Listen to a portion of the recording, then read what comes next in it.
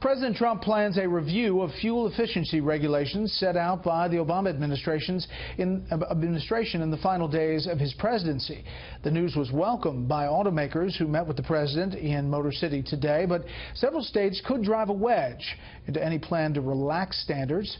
Chief Correspondent Jonathan Hunt takes a look at the fight over fuel efficiency. Just a week before President Obama left office, the Environmental Protection Agency announced it had finished a review of fuel emission standards, thus locking in tougher rules.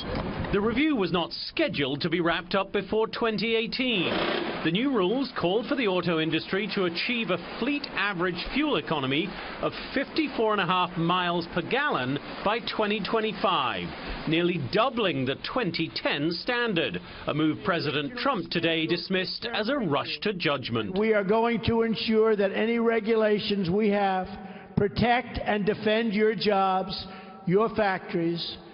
We're going to be fair. Automakers praised the president's decision to return to the original review timetable, saying the Obama standards could increase costs and depress the industry. Let's make sure we do it in a way that is responsive to consumers' needs and wants and at prices that they can afford, and that the American men and women who are building these cars and trucks are building cars and trucks that Americans want to buy. Environmentalists accuse the automakers of crying wolf. Detroit told us once upon a time that it would go out of business putting seatbelts in our cars. Didn't happen. They told us they would go out of business putting catalytic converters in our cars, putting airbags in our cars.